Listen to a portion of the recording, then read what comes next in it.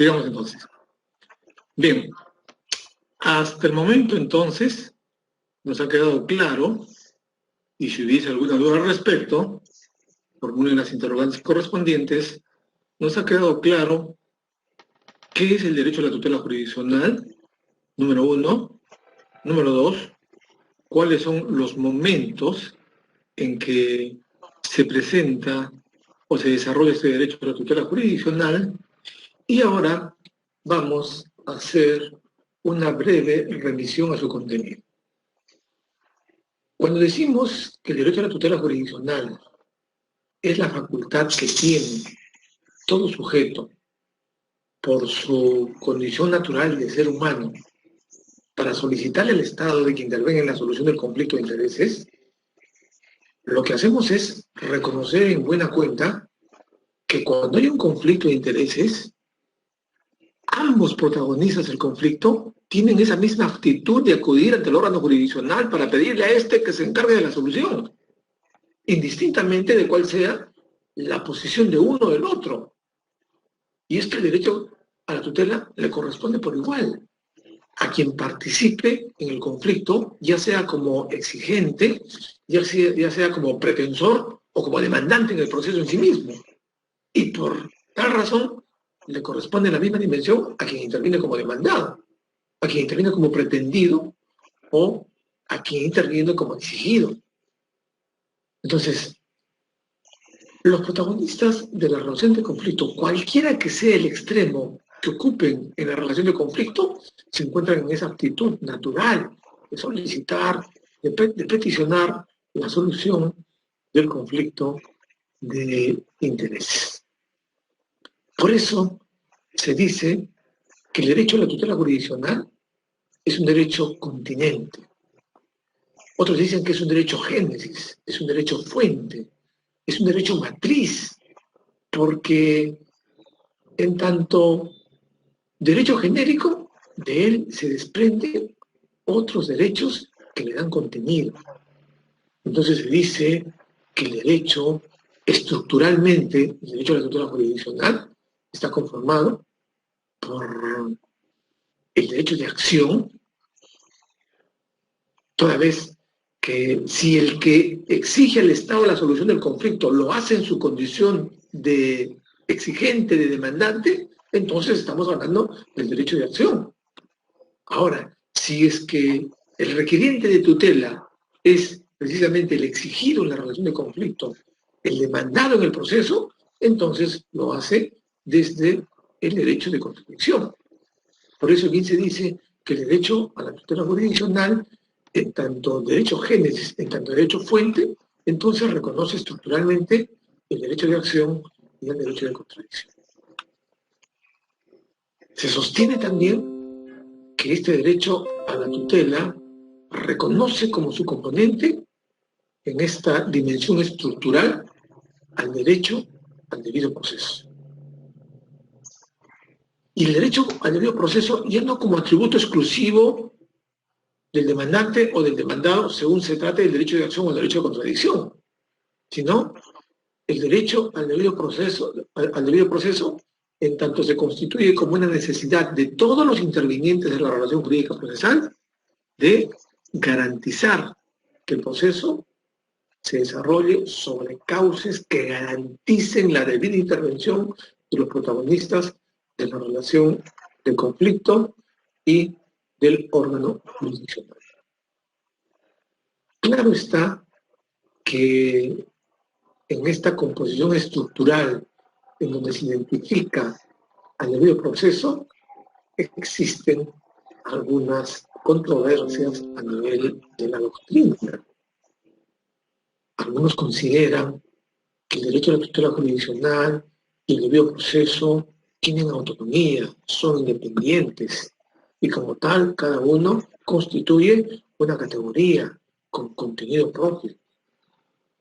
Otros asumen que la tutela jurisdiccional, ¿no?, y el debido proceso están en una relación de género-especie y que por tanto el derecho al debido proceso se encuentra contenido dentro del derecho a la tutela jurisdiccional, que es lo que describía la estructura antes mencionada.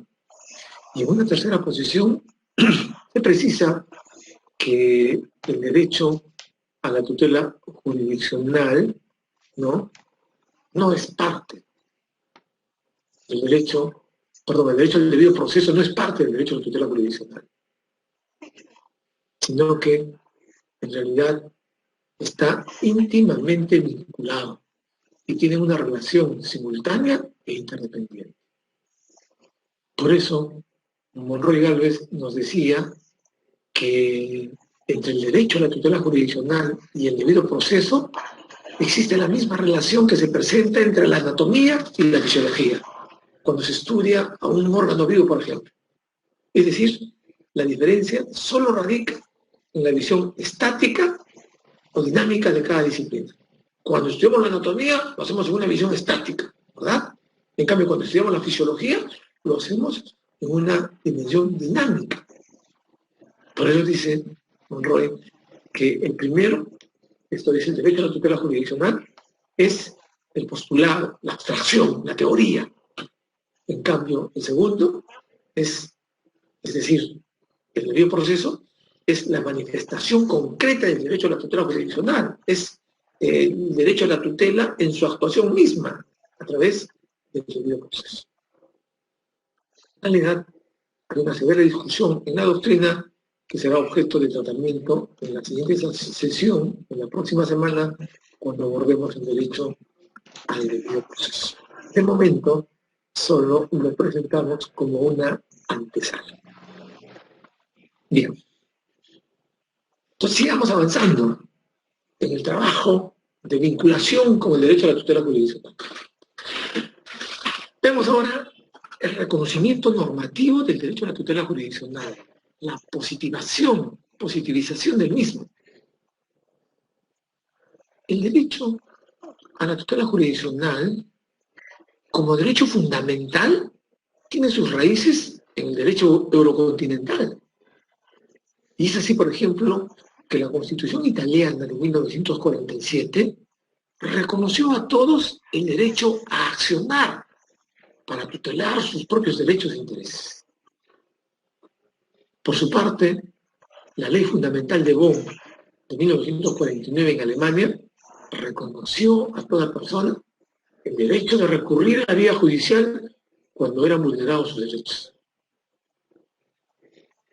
Y por último, en esta verificación de sus raíces eurocontinentales, advertimos la presencia de la Constitución Española de 1978, que en su famoso y conocido artículo 24 plasma en forma amplia el derecho a la tutela jurisdiccional.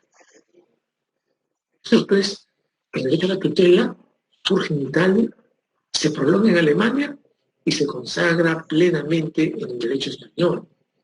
Pero sin embargo, tenemos que advertir que en una u otra nación el derecho fue concebido desde distintos matices.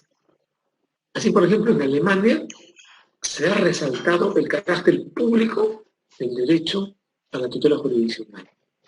Y entonces se destaca desde un punto de vista particular, en tanto el derecho a la tutela es la facultad que tiene toda persona frente al Estado. Y al ser el Estado el obligado a brindar este derecho, entonces los alemanes destacan su carácter público. En cambio, en Italia, parece interpretarse que la tutela de los derechos e intereses se obtiene del proceso y por lo mismo le otorgan mayor trascendencia, mayor protagonismo al proceso en sí mismo antes que a la actitud que tiene el sujeto para acceder al órgano jurisdiccional. En tanto que en España se enfatiza más el derecho a la tutela jurisdiccional desde la respuesta efectiva que brinda el órgano jurisdiccional frente a la situación de conflicto, de desavenencia o de desencuentro. Es decir, se enfatiza más en la respuesta efectiva que deben brindar los jueces cuando se requiere de la prestación jurisdiccional. Es decir, le da más importancia a la decisión, le da más importancia a la solución del conflicto antes que al acceso, antes que al proceso, Para los españoles lo que importa es la respuesta a través de la cual se pone fin al conflicto de intereses. Esta situación inicial ha sido luego reconducida al reconocimiento del derecho a la tutela jurisdiccional como un derecho humano, de manera unánime, de manera inequívoca. Se ha reconocido el derecho a la tutela jurisdiccional tanto a nivel supranacional como a nivel nacional como un derecho humano. ¿Y qué es un derecho humano? Los derechos humanos no son más que el conjunto de facultades e instituciones que en cada momento histórico concretan las exigencias de la dignidad, de la libertad y la igualdad humana. Entonces, en tanto institución que está vinculada a la dignidad, a la libertad y a la igualdad humana, entonces el derecho a la tutela jurisdiccional ha sido reconocido unánimemente en el ordenamiento jurídico supranacional como un derecho humano. Sí, tenemos la Declaración Universal de Derechos Humanos, proclamada en París el 10 de diciembre de 1948, a través de la Asamblea General de las Naciones Unidas.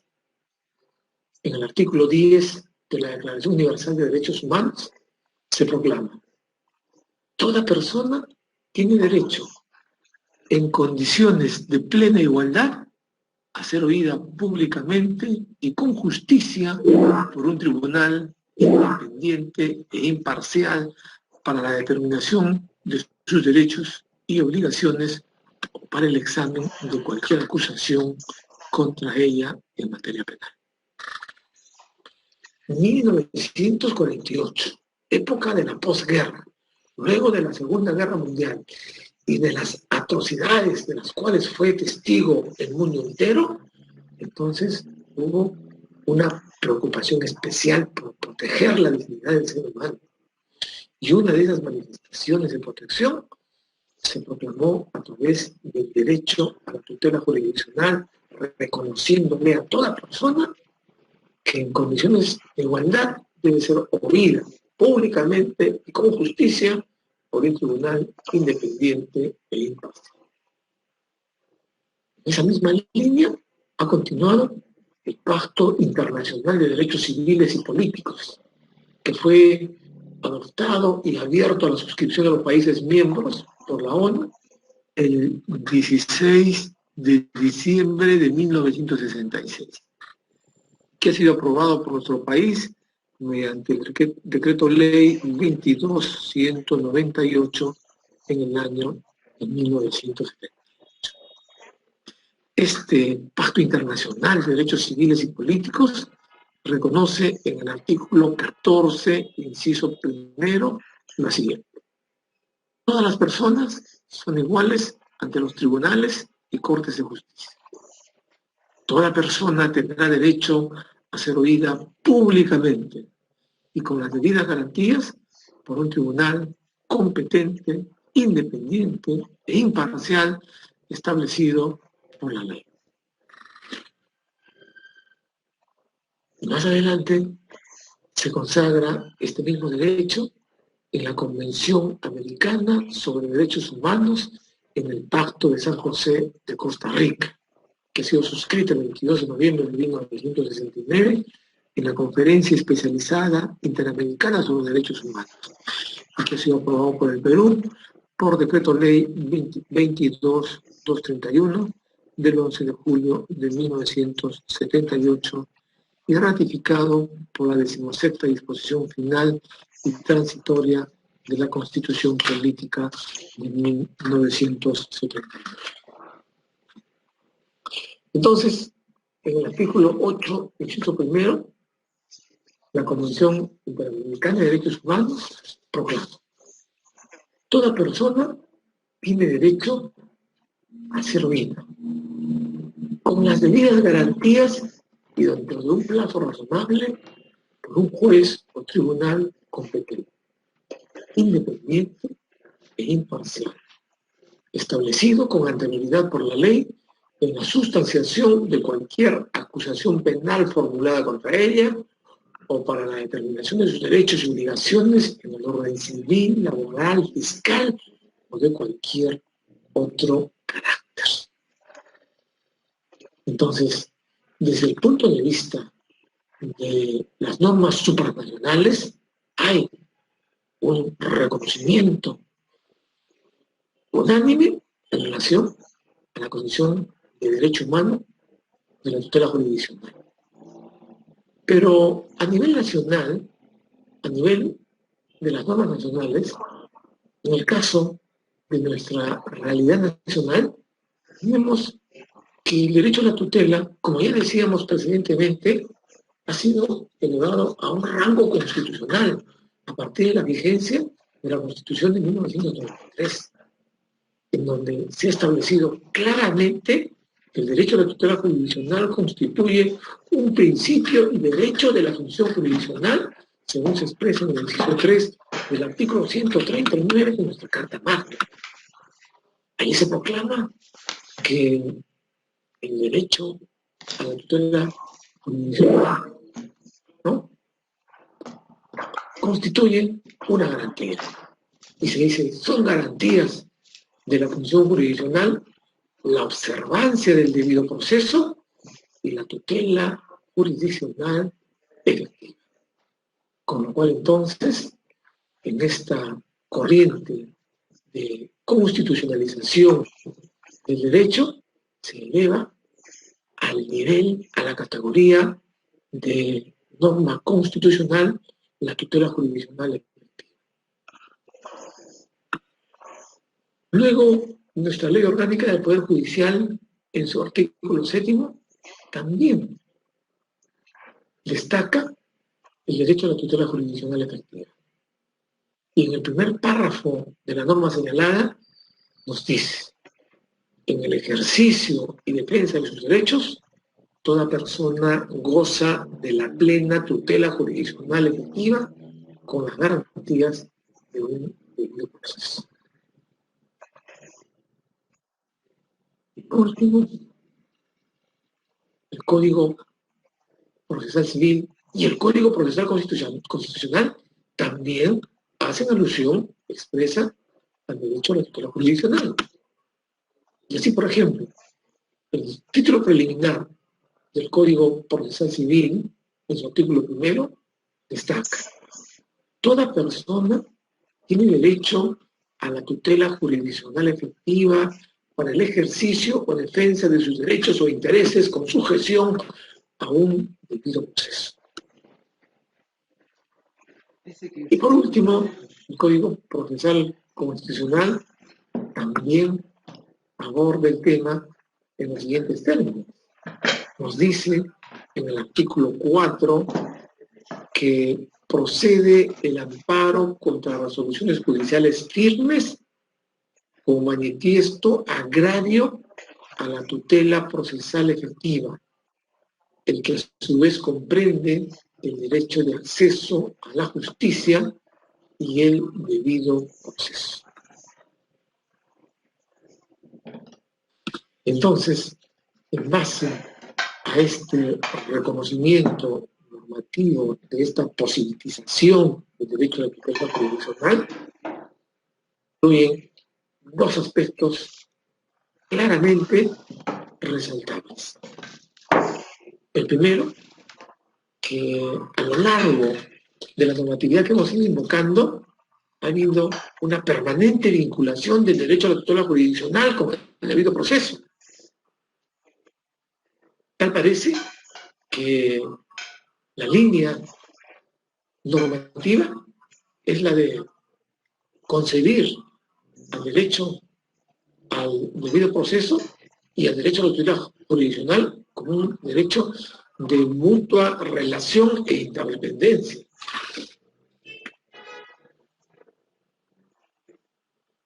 Sin perjuicio de evaluar en su momento las teorías que justifican, ¿no?, esas posiciones disímiles al respecto.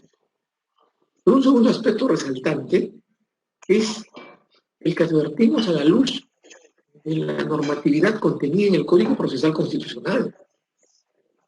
Y es que la nomenclatura que hemos venido utilizando de manera continua, reiterada, permanente y sucesiva hasta el momento ha sido la de invocar a este derecho bajo la denominación de derecho a la tutela jurisdiccional efectiva. En la Constitución Política, en la Ley Orgánica del Poder Judicial, en el Código Procesal Civil. Y cuando acudimos a la revisión del Código Procesal Constitucional, nos encontramos con que se utiliza una nomenclatura distinta. Tutela procesal efectiva. Y la tutela procesal efectiva es lo mismo que el derecho a la tutela jurisdiccional. ¿O es que el artículo 4 quiere reconducir el derecho a la tutela jurisdiccional a lo que significa la tutela procesal efectiva? Entonces, hay un primer problema que necesitamos superar. Y necesitamos superar teniendo presente además que en la lectura de la norma de mención se define lo que se entiende por tutela procesal efectiva. Y nos dice el propio Código Procesal Constitucional en el segundo párrafo del artículo 4 que se entiende por tutela procesal efectiva aquella situación jurídica de una persona en la que se respetan de modo enunciativo los derechos de libre acceso al órgano jurisdiccional. Aprobar el derecho de defensa, al contradictorio, e igualdad sustancial en el proceso, a no ser desviado de la jurisdicción predeterminada ni sometido a procedimientos distintos a los previstos por la ley, a la obtención de una resolución fundada en derecho, a acceder a los medios impugnatorios regulados, a la imposibilidad de revivir procesos femicidios y a la actuación adecuada y temporalmente oportuna de las resoluciones judiciales y a la observancia del principio de legalidad procesal penal. Este es el contenido de la tutela procesal efectiva.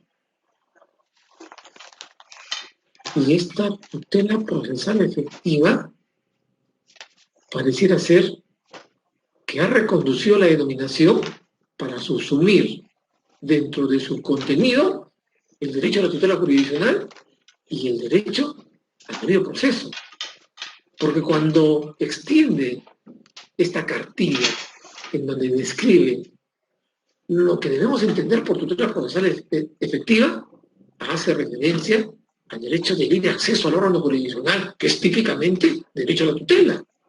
Hace derecho al derecho de defensa, que es típicamente derecho al debido proceso. Entonces, ¿cómo entender este artículo 4 que tal parece que está reconduciendo el contenido del derecho a la tutela jurisdiccional? Entonces, esta situación nos obliga a una revisión y a la fijación de una posición concreta y determinada al respecto. Y ciertamente va a ser materia de la actividad que vamos a trabajar en esta fecha. Bien. Sigamos avanzando.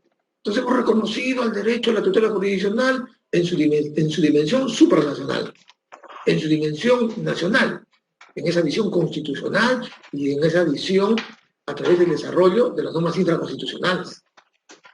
Pero además de ello, tenemos que el Tribunal Constitucional se ha pronunciado de manera larga, prolija, extendida y dilatada sobre el derecho a la tutela jurisdiccional.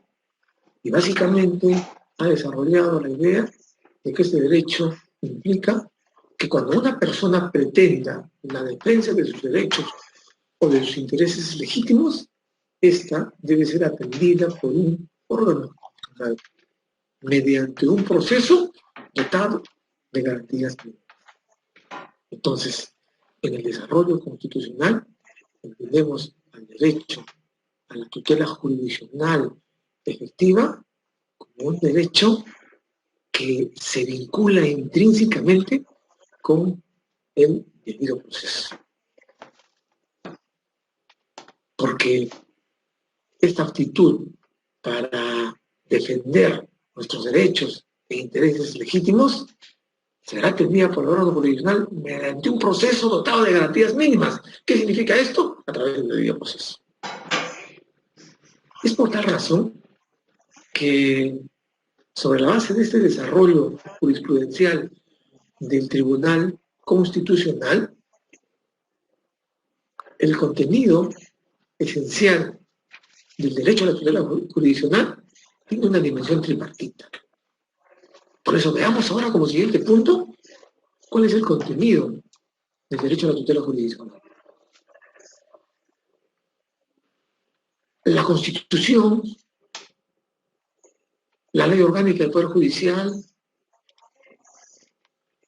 el Código Procesal Civil, no son explícitos en la determinación del derecho a la tutela jurisdiccional en cuanto a su contenido. Y este contenido emana del desarrollo jurisprudencial que el TC, como máximo intérprete de la Constitución, ha desarrollado. Entonces, en esa tendencia jurisprudencial se reconoce que el derecho a la tutela jurisdiccional tiene un componente de carácter tridimensional, digámoslo así. Tiene un triple contenido. Para el Tribunal Constitucional, el derecho a la tutela identifica el siguiente contenido. Número 1, el derecho de acceso a la jurisdicción.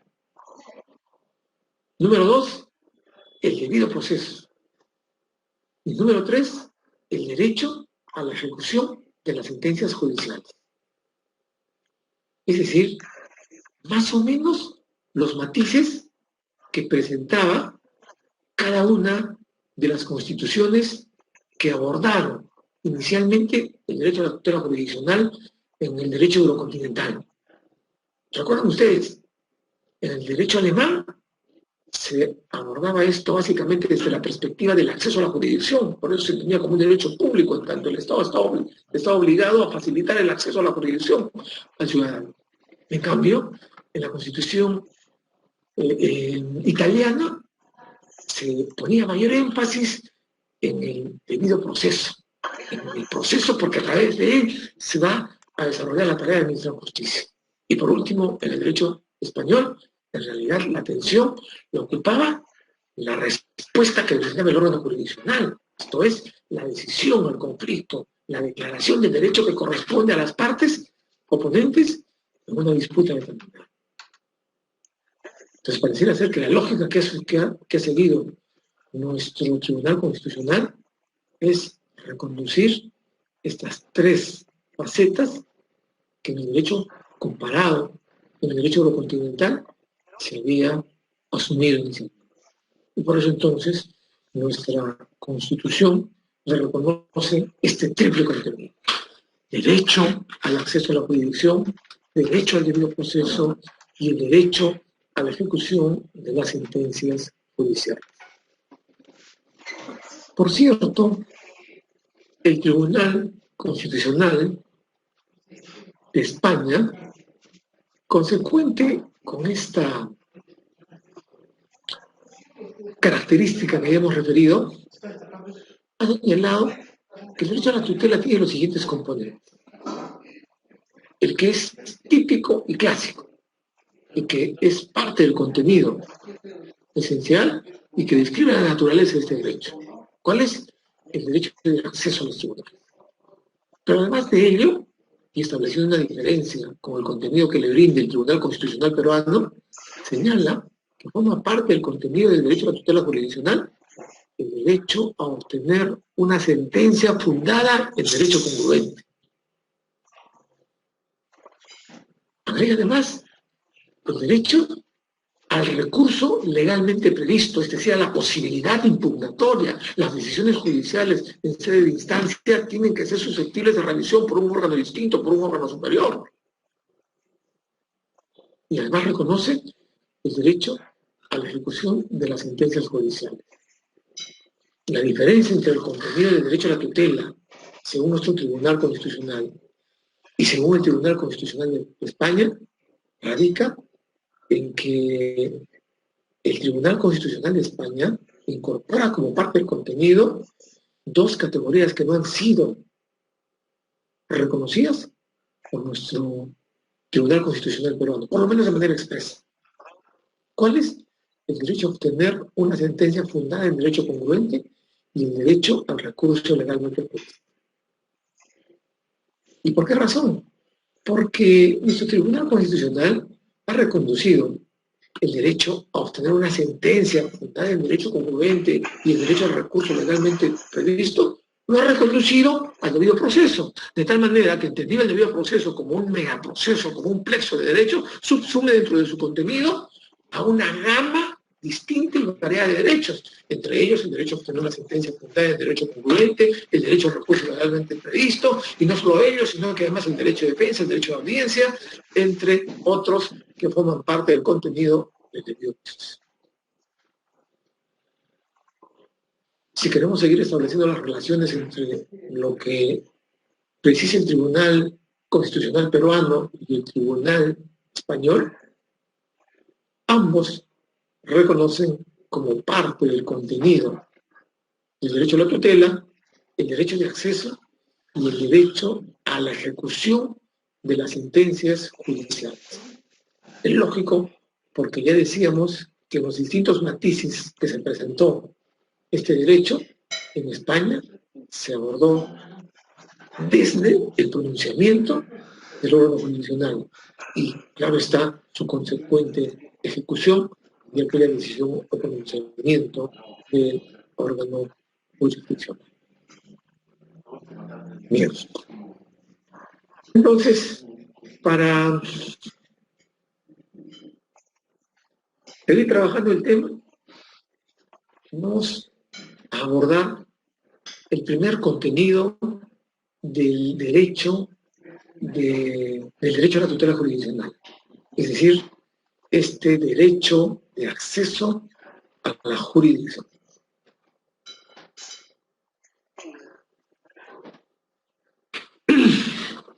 Entonces, hubiera sido genial que esto lo grafiquemos en una diapositiva, ¿no? Que nos ayuda más a tener una visión clara de esta estructura, de esta descomposición del derecho a la tutela jurisdiccional. Pero si nos ayuda el hacer una breve remembranza, estamos señalando que el derecho a la tutela jurisdiccional tiene un triple contenido. Número uno, derecho de acceso a la jurisdicción. Número dos, debido proceso. Y número tres, el derecho a la efectividad de las decisiones jurisdiccionales. ¿Ok? Bien, dentro de esta dimensión tripartita vamos a trabajar el primer contenido del derecho a la tutela jurisdiccional, que es precisamente el derecho de acceso a la jurisdicción. ¿Ok? El primer contenido del derecho a la tutela jurisdiccional, derecho de acceso a la jurisdicción. Si seguimos un orden lógico y cronológico del derecho a la tutela jurisdiccional, su punto de partida está constituido, sin margen de duda alguna, por el acceso a la jurisdicción.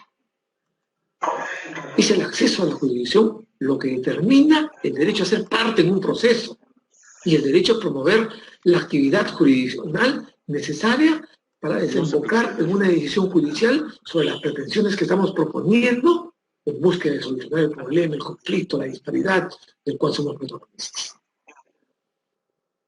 Se determina, desde luego, mediante el derecho de acción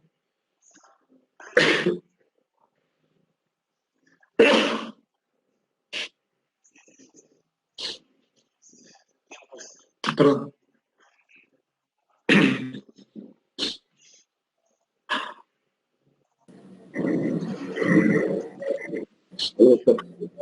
Denme un segundo, chicos, un segundito.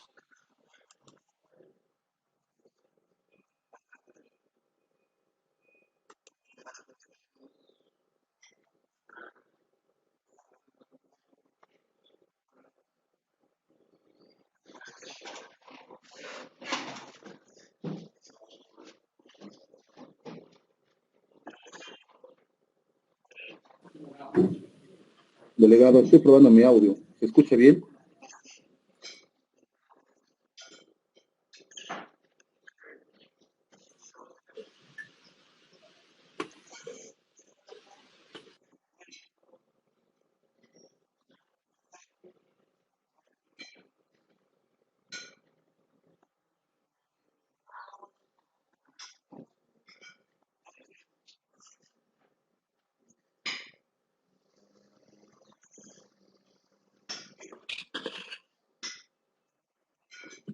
Ok, reanudamos entonces.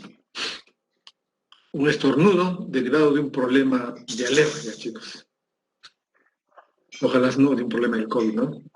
Dicho sea de paso, aprovechamos la oportunidad para recomendarles un especial cuidado y responsabilidad en nuestro trajinar cotidiano, debido a que todavía, claro está, los efectos de la pandemia están plenamente vigentes, ¿no?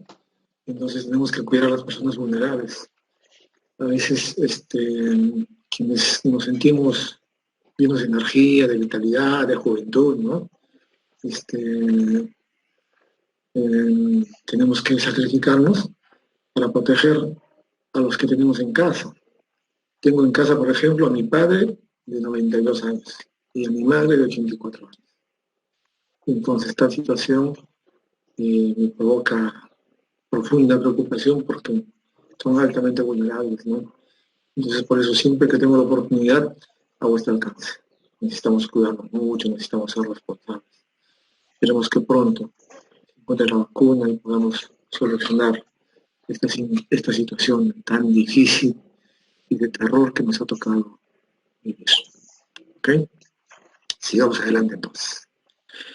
Entonces, estábamos describiendo la composición del derecho a la tutela jurisdiccional.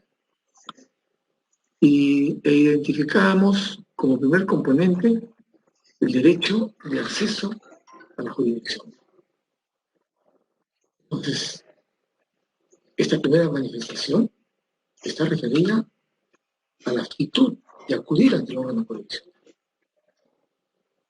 Pero este derecho de activar la prestación jurisdiccional, de poner en marcha el aparato estatal para la solución de los conflictos, no es un derecho incondicional y absoluto. No es un derecho de libertad ejercitable sin más. No es un derecho que lo ejercitamos únicamente a partir de la Constitución. En realidad, se trata de un derecho prestacional. Por eso, una de las características que se reconoce el derecho a la tutela jurisdiccional unánimemente por la doctrina es que este es un derecho de configuración legal. ¿Y qué significa que sea un derecho de configuración legal?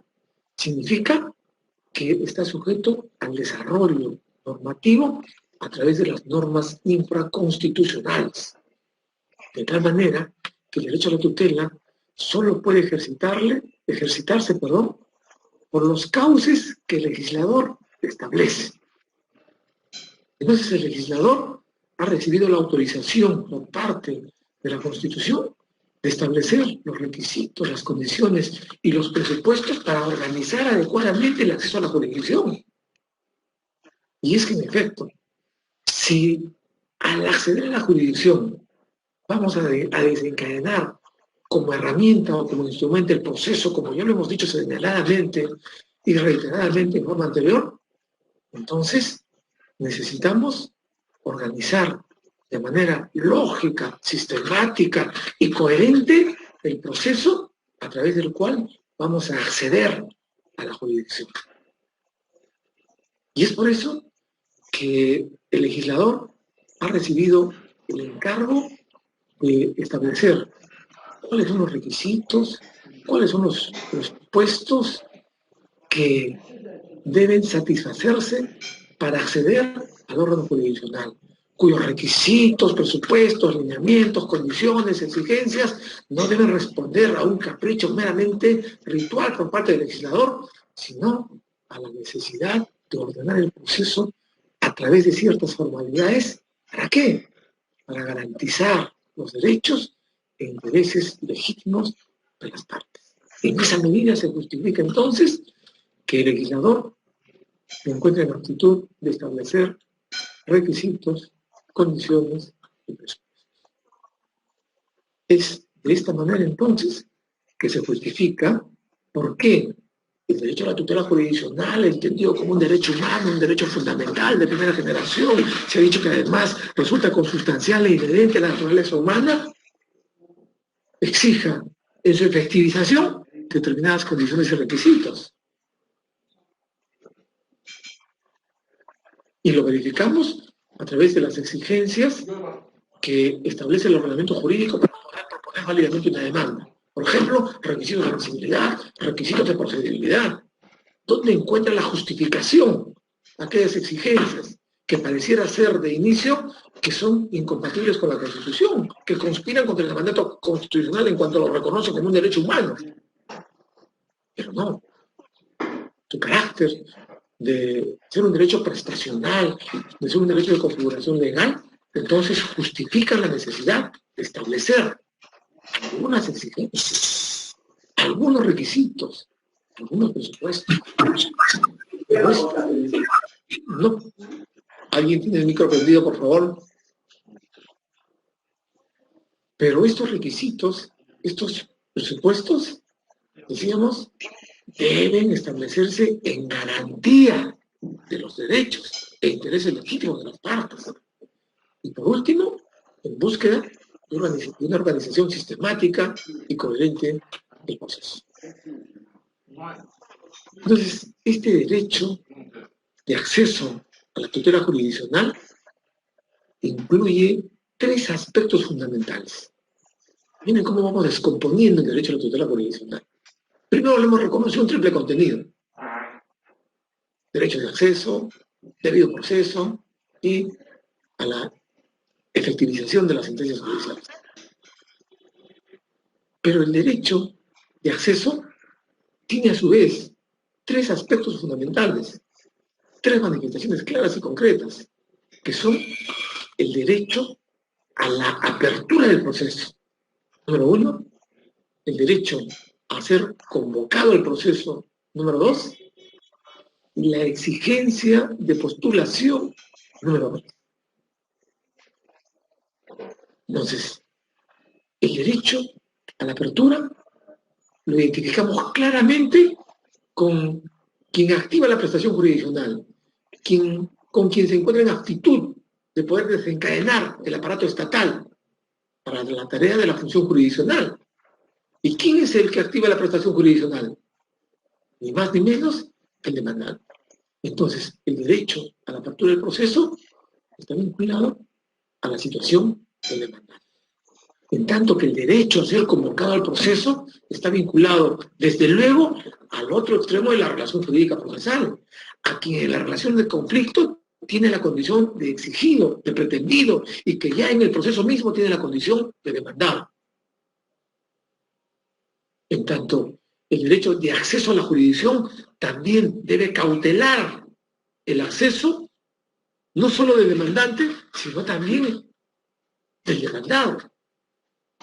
Principal y fundamentalmente del demandado, en la medida que se pretende modificar su escenario de actuación a través de la pretensión postulada. Entonces, este tiene que tener la oportunidad y posibilidad de poder ejercitar derecho de contradicción, de manifestar, alegar, exponer, contradecir y sostener lo que entienda pertinente a su posición dentro de la relación de conflicto. Y por último, este tercer aspecto, el derecho de acceso, se refiere a la exigencia de postulación. Es decir, particularmente a ambos partícipes del conflicto. Esta exigencia de postulación le alcanza tanto demandante como demandado, en tanto se trata de exigencias comunes para uno y otro. Si el derecho a la apertura es tributario del demandante, y si el derecho a ser convocado es tributario del demandado, la exigencia de postulación es tributaria de ambos protagonistas de la relación de conflicto. Chicos, les pido un minuto. No sé, tengo problemas con el oído, parece que el estornudo me ha provocado un ruido extraño. Denme, por favor, 2 minutos para solucionar el problema. Gracias entonces, perdón la interrupción, ya solucionamos el problema. Vamos a continuar. Y entonces nos remitimos una vez más a la verificación de estos 3 aspectos fundamentales que dan contenido al derecho de acceso a la jurisdicción. Entonces, derecho a la apertura del proceso, derecho a ser convocado al proceso y la exigencia de postulación. Veamos cada uno de ellos. El derecho a la apertura del proceso. El derecho a la apertura del proceso está referida a la actuación de la persona que reclama una determinada protección jurisdiccional. Claro está, referido al demandante, como ya lo hemos dicho anteriormente, cuyo derecho, si bien emana de la Constitución, al ser un derecho de carácter prestacional o de configuración legal, está sujeto a la regulación por parte del legislador. El legislador cuenta con un ámbito de libertad en la definición de la determinación de las condiciones para acceder a la jurisdicción. Ya lo hemos dicho. Pero sin embargo, también necesitamos señalar que tal libertad que ejerce el legislador no puede vaciar de contenido este derecho fundamental.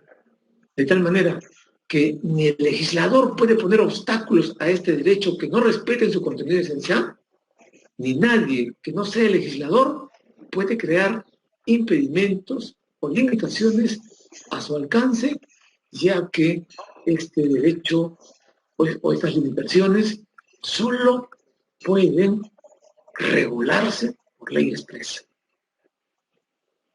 Miren qué importante.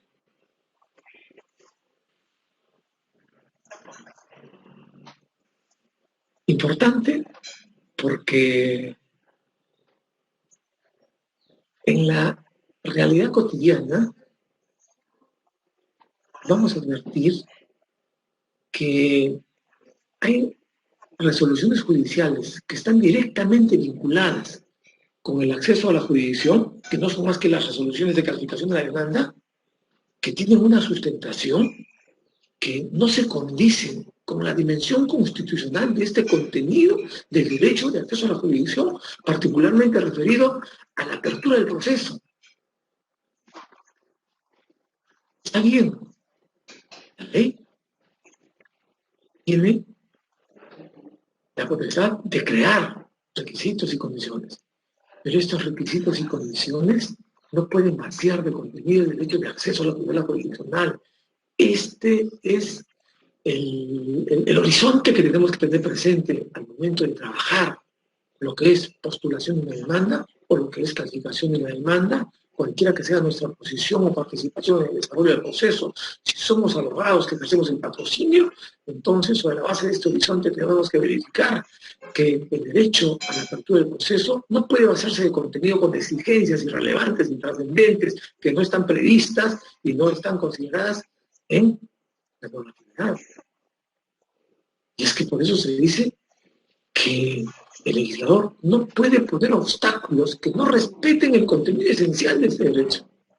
Y más todavía, nadie que no sea el legislador puede crear impedimentos o limitaciones porque estos solo pueden regularse por ley.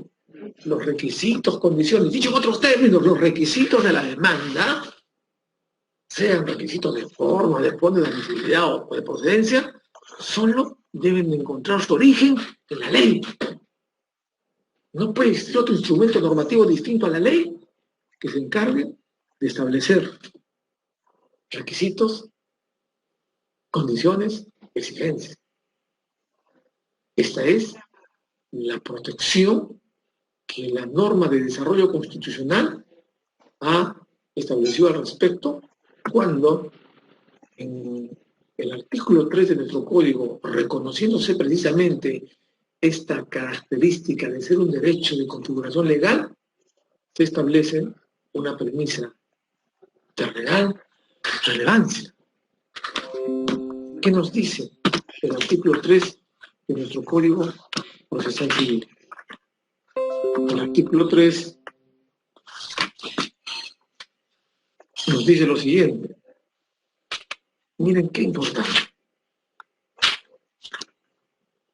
Regulación de los derechos de acción y contradicción.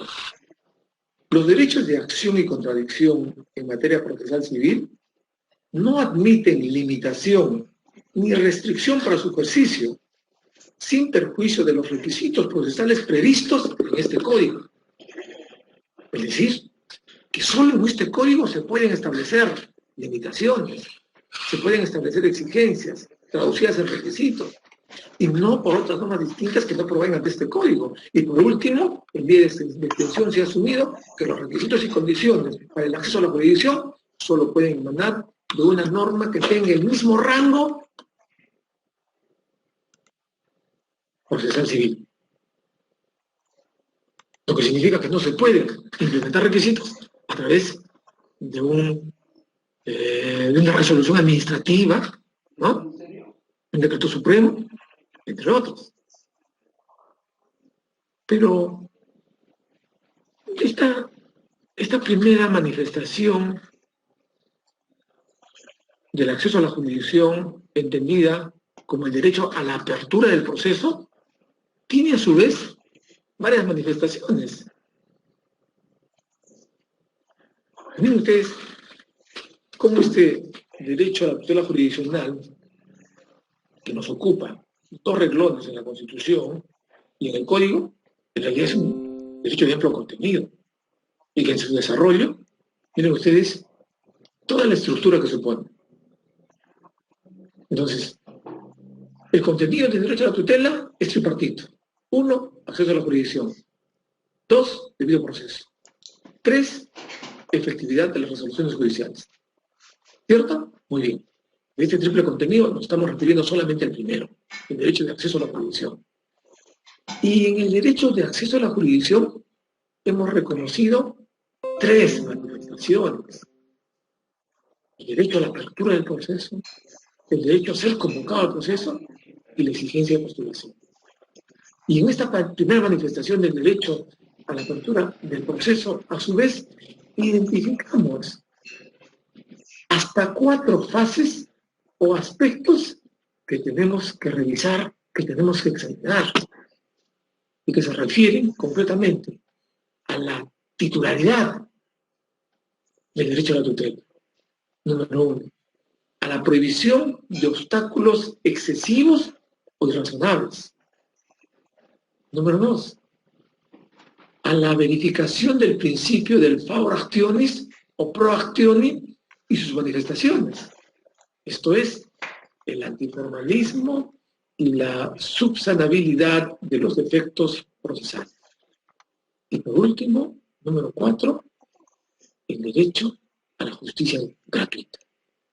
Entonces, la apertura del proceso como derecho que forma parte del acceso a la jurisdicción nos obliga a desentrañar estos 4 aspectos: titularidad, prohibición de obstáculos excesivos y razonables, principio del favor acciones y proacciones y manifestaciones, antiformalismo y subsanabilidad de los defectos procesales.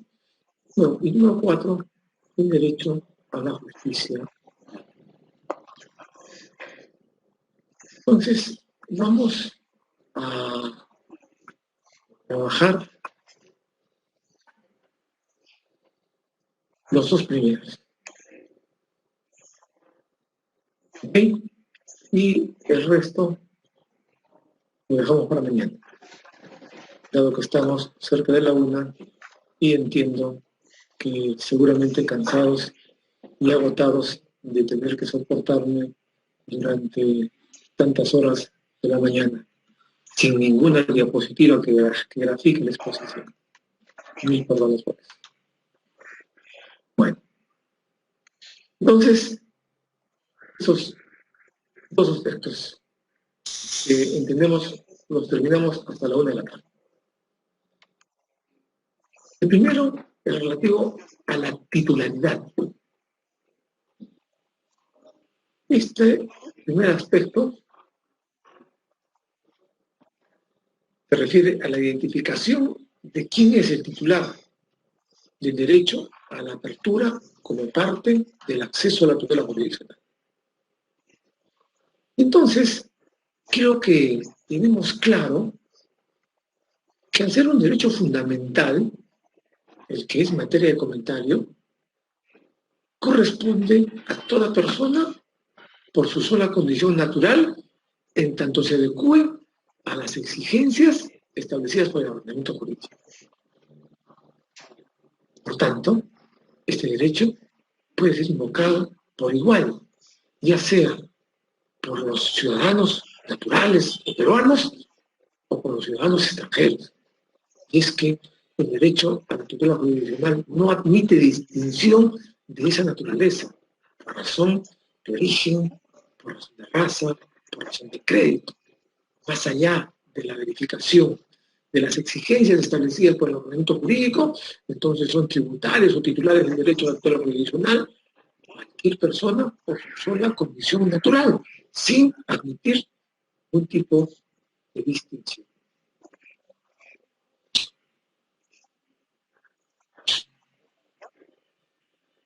Ahora, también tenemos que tener claro que son titulares del derecho a la apertura, del derecho de acceso, aquellas otras personas que por asimilación han recibido esta misma denominación. Es decir, las personas que se construyen a través de una pluralidad o a través de una corporatividad. Es decir, nos referimos a las personas jurídicas, ya sea de derecho privado, esto de las asociaciones, los sociedades, o de derecho público.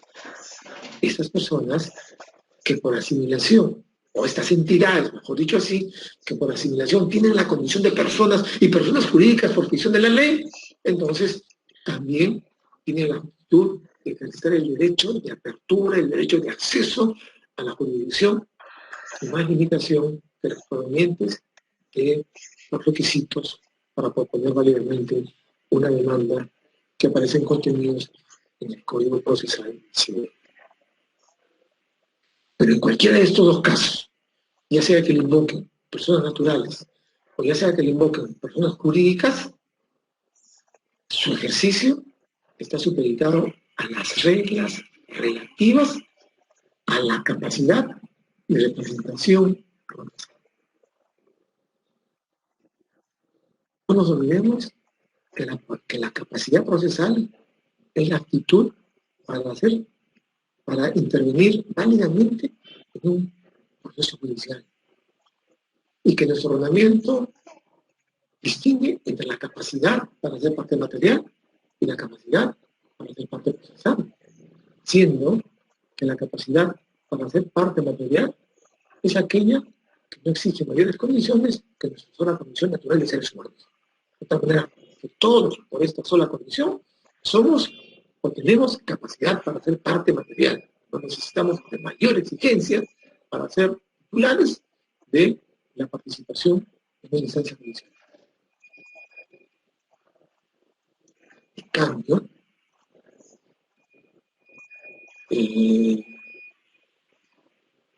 cambio, la capacidad para ser parte procesal exige ya determinadas condiciones, determinados requisitos, siendo uno de estos requisitos, por ejemplo, el de haber alcanzado la mayoría de edad. Al alcanzar la mayoría de edad, alcanzamos capacidad de ejercicio, que es el equivalente a la capacidad para ser parte material. Nuestro código ha desarrollado este concepto identificando la capacidad para ser parte material con la aptitud para disponer de derechos sustantivos. En la medida que tengamos aptitud para disponer de derechos sustantivos, en esa medida tenemos capacidad para ser parte procesal. ¿Y cómo vamos a alcanzar esta aptitud para decidir sobre nuestros derechos sustantivos? En la medida que alcancemos la capacidad de ejercicio, en la medida que alcancemos la mayoría de edad. Por eso bien se dice que tienen capacidad para ser parte material todas las personas por su sola condición natural. Un recién nacido tiene capacidad para ser parte material, sí la tiene. porque tiene la actitud de participar en cualquier conflicto, desencuentro o diferencia. Por ejemplo, si este menor de edad no recibe la prestación alimentaria por parte de sus padres o de su padre. Y entonces se produce una situación de conflicto en la que interviene quiénes, como preterido, como agraviado el menor de edad y en consecuencia como titular del derecho sustancial. Y en el otro extremo interviene el padre que incumple con su prestación alimentaria. Y está claramente identificada la relación de conflicto en este caso. En un extremo, el menor de edad que exige cumplimiento de la prestación alimentaria. Y en el otro extremo, el padre que incumple con esta prestación. Entonces, ambos tienen capacidad para ser parte material porque están en actitud de exigir el cumplimiento de un determinado derecho, porque son titulares de derechos y obligaciones. Claro que el problema está en relación a la posibilidad de ejercitar ese derecho, y este menor de edad, este recién nacido, no puede ejercitar su derecho, en cuyo caso entonces se va a implementar una figura denominada la representación procesal, en virtud del cual alguien a nombre de este menor va a intervenir en el proceso judicial. Entonces, está claro que la titularidad en el acceso a la jurisdicción está supeditada a las reglas relativas a la capacidad y a la representación procesal. ¿Quién va a representar al menor? Su madre. ¿Qué clase de representación se produce? Una representación legal, porque es la ley la que le atribuye, ¿no?, aquella potestad a la madre para representar a su menor. Ahora, esto se complica cuando se reformula completamente la regulación de la capacidad absoluta y la capacidad relativa. En tanto, en nuestro Código Civil, los únicos incapaces absolutos son los menores de 18 años. No hay más.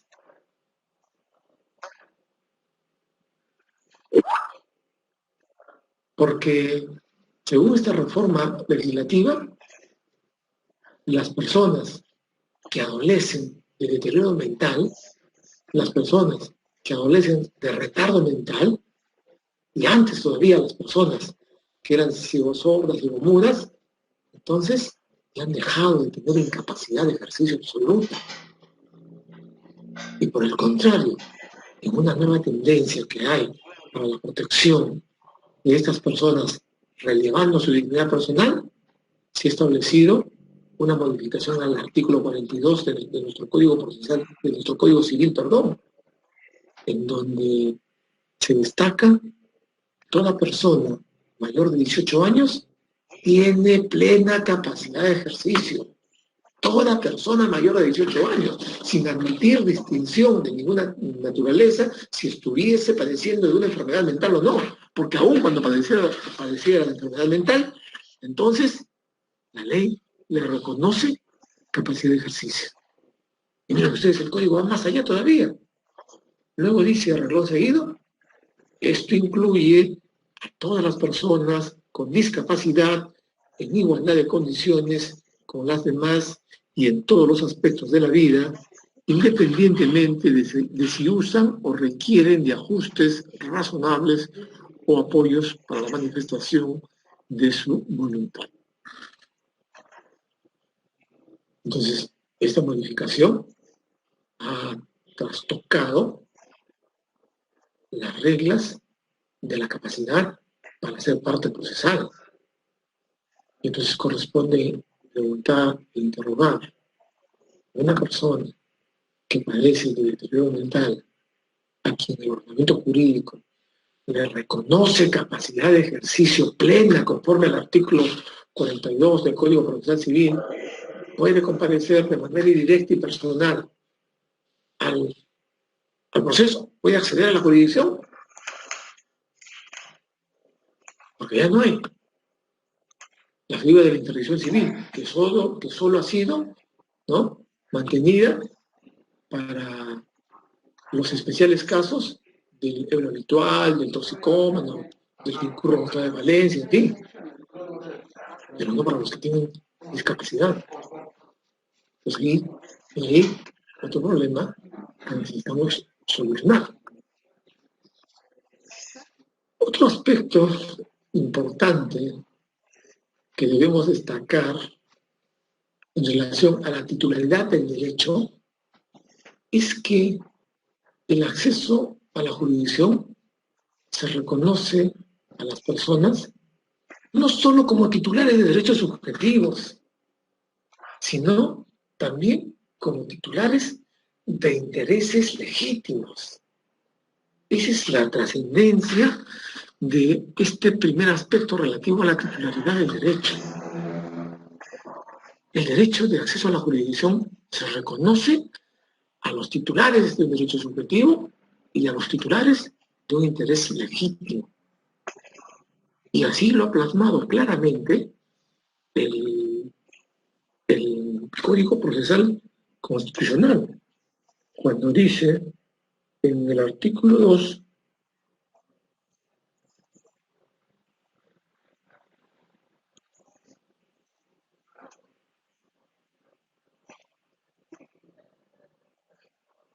cuando dice en el artículo correspondiente, perdón,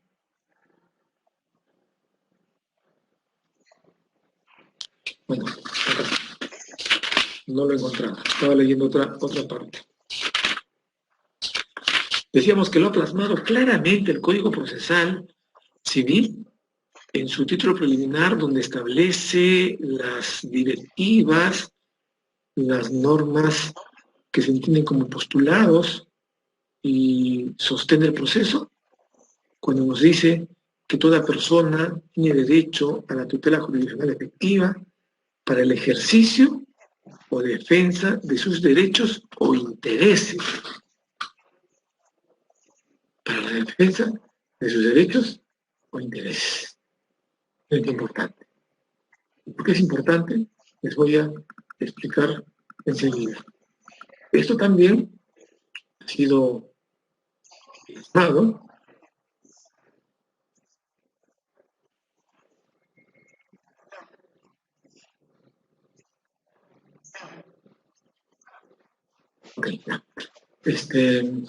decimos, ¿por qué es importante esto? Es importante porque tenemos que establecer una diferencia entre el derecho subjetivo y el interés legítimo.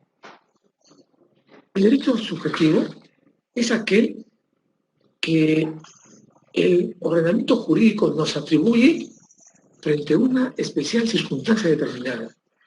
Y en la medida que se configure esa situación, ese presupuesto fáctico, entonces somos tributarios de esa facultad reconocida por el ordenamiento jurídico.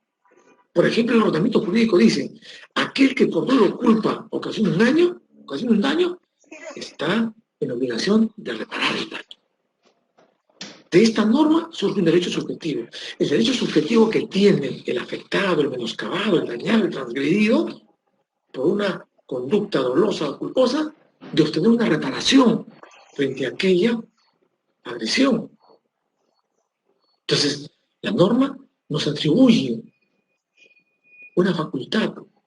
La norma nos reconoce una potestad que se traduce en un derecho subjetivo, en tanto hay directamente una conexión entre lo que dice la norma y la situación de la cual nosotros somos partícipes para que a medio de ella obtengamos una potestad. En cambio, el interés legítimo no se identifica con el derecho subjetivo, sino que en forma referencial, sin llegar a ser titulares, sin llegar a ser favorecidos, sin llegar a ser los tributarios de una determinada facultad por el ordenamiento jurídico, en realidad vamos a obtener un beneficio o vamos a generar la desaparición de un eventual perjuicio en el supuesto de que prospere una determinada acción. Entonces, el interés legítimo se identifica en términos generales, no en términos directos, específicos y particulares como el derecho subjetivo. Se identifica o como un beneficio o como la superación de un perjuicio. a través de su ejercicio. Entonces, ejercitamos o tenemos legítimo interés porque a través del acto que vamos a promover, vamos a obtener un beneficio, que no es directo, como el pago de la reparación, ¿no? Pero que sí se justifica en su protección, porque de alguna manera nos va a beneficiar. Por eso se dice que hay una relación de género a especie entre el derecho subjetivo y el interés legítimo. Entonces, lo importante es que el derecho a la tutela jurisdiccional ha sido reconocido, además de la protección de los derechos subjetivos, por la protección de los intereses legítimos. Con mayor razón, si nuestro código ha desarrollado la figura de los intereses difusos, ¿no? Que en el proyecto de reformulación del Código Procesal Civil ha merecido un amplio desarrollo, todo lo cual pone en evidencia entonces que el derecho a la tutela, el derecho de acceso en cuanto a la titularidad, ¿no? No solamente le alcanza a aquel que tiene un derecho subjetivo, sino a aquel que tiene un legítimo interés. Un ejemplo que grafica la situación la derivamos de la demanda de acción popular. La demanda de acción popular procede contra los reglamentos, las normas administrativas o resoluciones de carácter general, cualquiera que sea la autoridad de la que mande, siempre que infrinjan o la Constitución o la ley, o cuando no hayan sido expedidas o publicadas en la forma prescrita por la Constitución o la ley, según sea el caso. Bien. ¿Quién puede interponer una demanda de acción popular? Puede ser interpuesta por cualquier persona. No necesitamos invocar la vulneración de un derecho subjetivo, sino simplemente un interés legítimo. En tanto, a través de esa acción popular vamos a expeditar, ¿no?, que se reconduzca aquella norma o resolución que infringe la Constitución o la ley. No un beneficio directo, pero sí un beneficio indirecto. Por eso, lo importante es que la persona, sea natural o jurídica, represente a un grupo de más de 20 personas para viabilizar que se puede interponer una acción popular. Pues cuando interponemos una acción popular, ¿hay derecho subjetivo? No lo hay. ¿Hay legítimo interés? Sí lo hay. Y sobre la base del legítimo interés, ¿podemos acceder a la jurisdicción? Sí podemos, porque así lo establece claramente el primer artículo del título preliminar de nuestro Código Procesal. Bien, señores maestristas, estamos sobre la 1. No quiero resultar pesado. Vamos a pasar a una ronda de eventuales preguntas, aclaraciones, precisiones o ampliaciones que se requieran, para luego dar por culminada la participación síncrona, y enseguida de ello nos vamos a mi almuerzo, que tiene yo de 1 hora, y mientras tanto yo subo la actividad al sistema para que ustedes de cada 1 hora la puedan advertir y puedan trabajarla rápidamente. ¿Ok? Bien. Entonces, si dicen preguntas, por favor, este es el momento.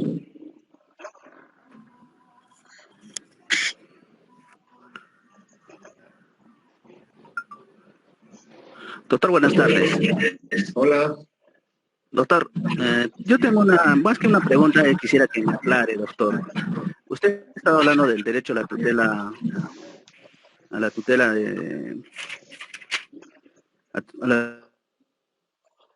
tutela de derechos, al derecho a la tutela, ¿verdad? ¿Ah? Yo quisiera saber, o que me aclare, ¿cuándo se hace efectiva esa parte?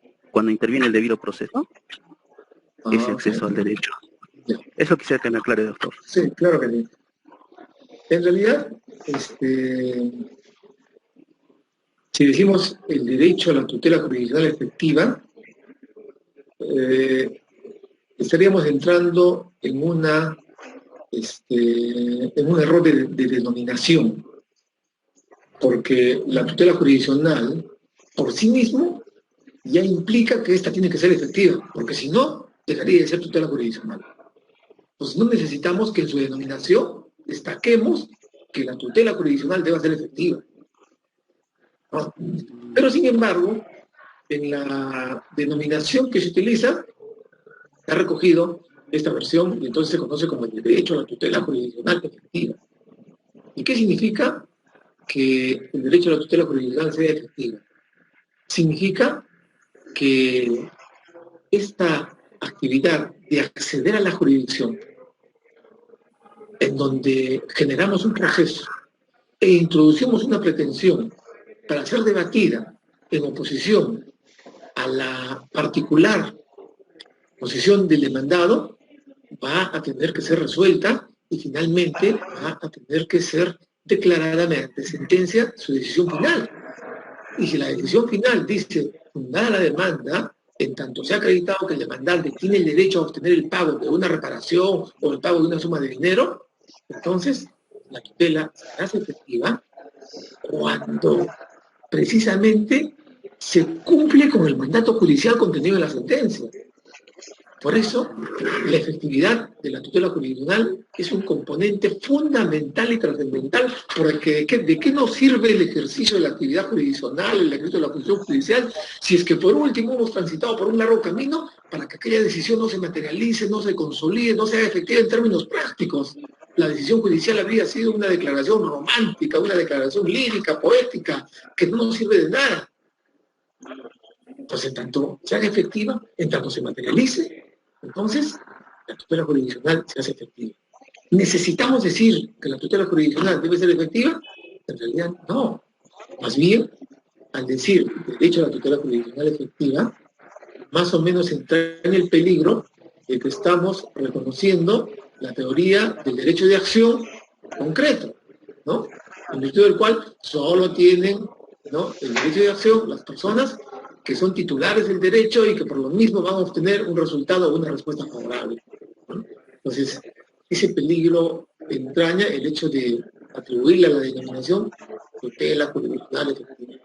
Ya, por el solo hecho de la función jurisdiccional, se reconoce intrínsecamente que esto tiene que ser efectiva, ¿no? Gracias. ¿Alguien más? Ok. Sí, Claro. pero igual te ahorita. Bueno, o sea, más que una pregunta, era para que usted me pueda aclarar, doctor.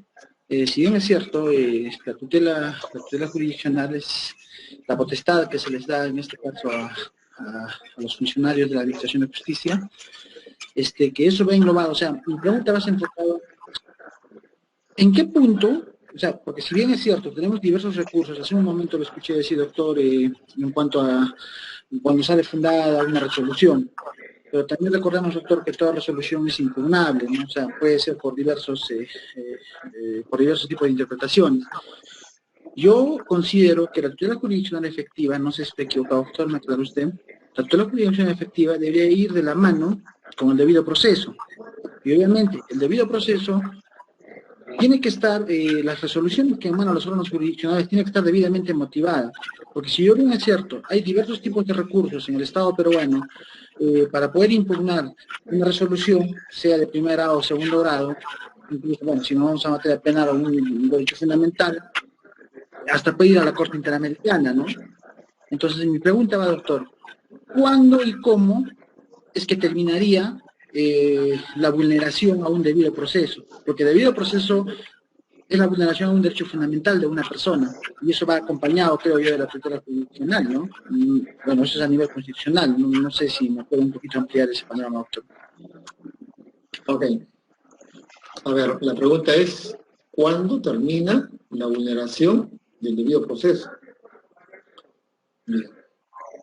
Si el debido proceso está reconocido como un megaderecho en donde se identifica determinadas garantías para el desarrollo del proceso en el cual se debate un conflicto o una diferencia, entonces, ante el quebrantamiento, ante la infracción, ante la vulneración de alguno de aquellos componentes que puede ser el derecho de defensa, por ejemplo, veámoslo desde ese punto de vista, ¿no? Se afecta, desde luego, el debido proceso como componente del derecho a la tutela jurisdiccional.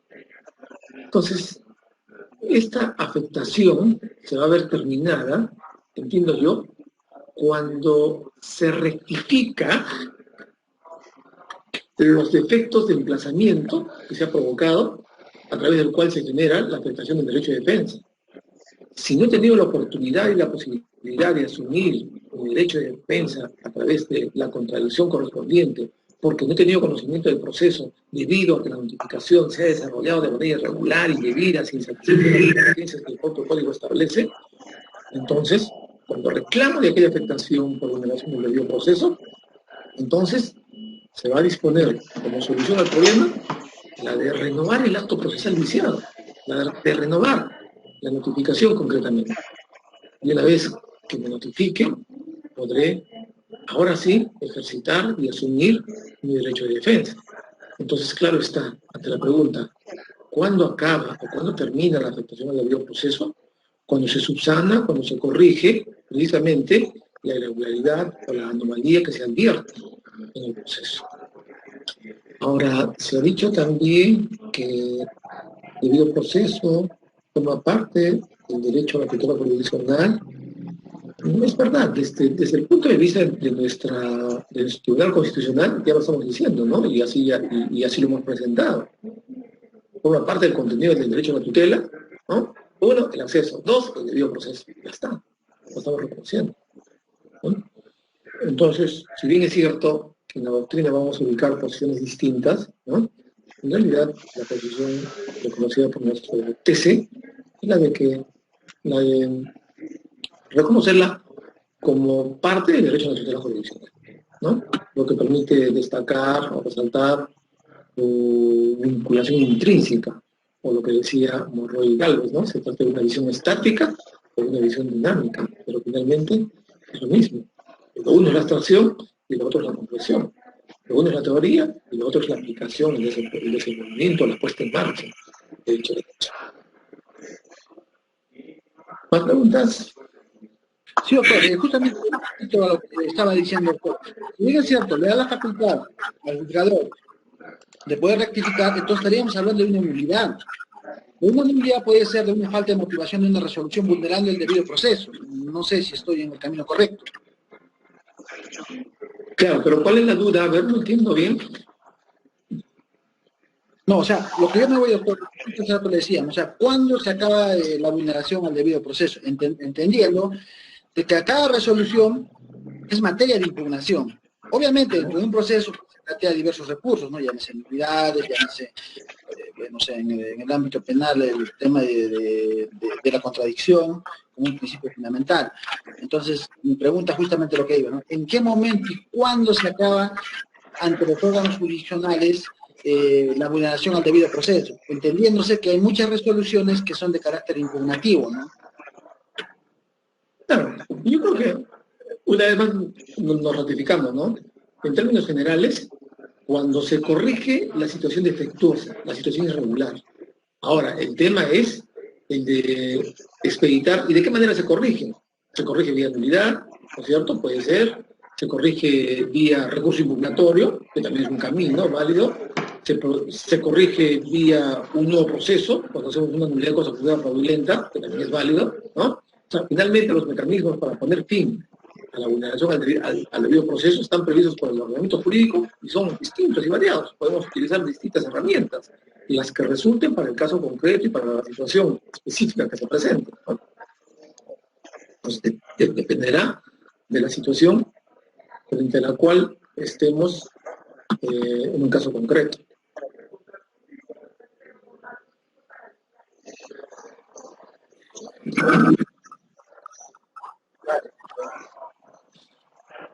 Doctor, quería hacerle una consulta.